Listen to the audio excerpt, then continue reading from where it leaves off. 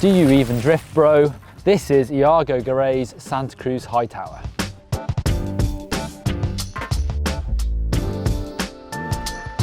So Iago, the Spanish rider, rides enduro for the Santa Cruz team, and he's got quite a few pretty cool pre-production prototype things on this bike. So the Hightower is a 130mm travel 29er bike. It's got a 160 boost fork on the front. The first prototype we can see on this bike is the Linkage. So we do know that Iago has been trying different travel on this bike. They've been pretty tight-lipped about how much travel this bike has, but I think it's fair to say it's slightly more than the 130 we normally see on the Hightower. So up to the bars, Iago runs full Truvativ and Sram on this bike. So we've got these Truvativ Blackbox Stevie Smiths bars, 780mm wide and 30mm rise, and this Truvativ Descendant 50mm stem. We see an awful lot of spacers above and below that stem, so plenty of scope to sort of move that up and down depending on the sort of terrain Iago's riding.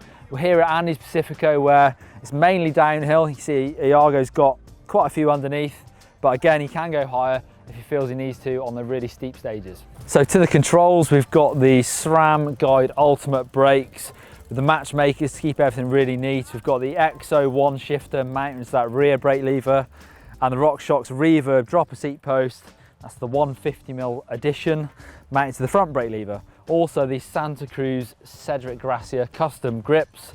Feel quite chunky to me, quite large diameter. So there's a couple of really nice, neat little touches to this bike. Iago runs his brakes like most Euros do and most Americans do, with the rear brake on the right hand side, opposite to us Brits. So together with that shifter cable, they're just tied together with duct tape really neatly to run around the head tube to the back of the bike. He's also got this SRAM PowerLink taped to his shifter cable. It's a bit of a cross-country tip, that one, so if he snaps his chain, it's really easy to grab and fix the chain really quickly.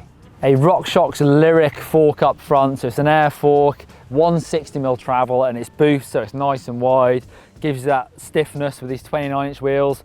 The wheels we're not allowed to talk about, but they are carbon fibre rims on Industry 9 hubs, and if I was to guess, I think they're probably prototype MV rims, but Iago's been tight-lipped about that. Big wheels, big brakes. 200mm rotors front and rear. That's normally something you'd see on a downhill bike only.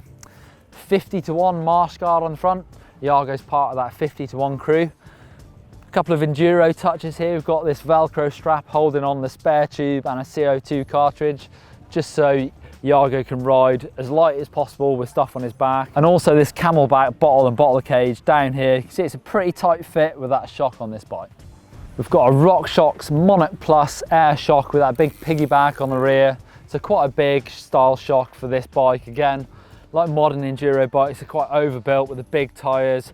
We've got a Maxxis Minion on the front with DoubleDown, so that's got that quite thick sidewall, somewhere between the cross country and the downhill, so not too heavy but still pretty beefy. So onto the drivetrain, we've got the Sram XO cranks running that 34-tooth chainring and the E13 chain device. We've got the 1x12 on the rear, so that's the 1050 massive cassette, and that Sram XO rear mech. So do you always ride the 29er, or is that just for Andes Pacifico? I'm always on the 29er since last year. Yeah. We were riding both the Bronson 27.5 and Hightower 29er. Yeah. And we realized, we weren't very convinced at first on like the very tight switchback kind of tracks from the Alps and all that. But after we tried it, we realized the 29er is a big advantage, and we're on that since then. Did you test it like against the clock, or is it all based on feel? You feel faster on the 29er? We did do some testing with the clock, but the feel for me was worse on the 29er, so that's what I wasn't convinced. Yeah. And I had to work around that. I was trying the same size frame as I was on my 27.5, and the moment I switched to a lower, like smaller frame on 29er, yeah, I felt way more comfortable, and that's when like it clicked for me, and like I stayed on 29er since then. So is this a medium size frame? It's a medium frame. Yeah. So we've got this camo effect frame protection on here with the Do You Even Drift Bro. Tell us about that. Yeah, well, it's a thing I've gone on with a friend. The whole Do You Even Drift Bro came out in Chile a couple of years ago after Andes Pacifico, while we were filming for the new Nomad video. Oh yeah.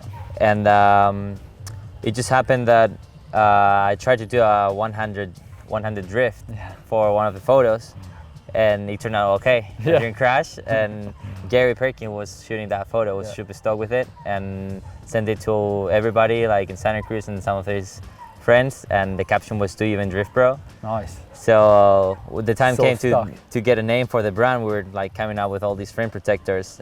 Felt like "Do You Even Drift, Bro?" was a pretty good one, Nice, I like it. and it happened like that, yeah.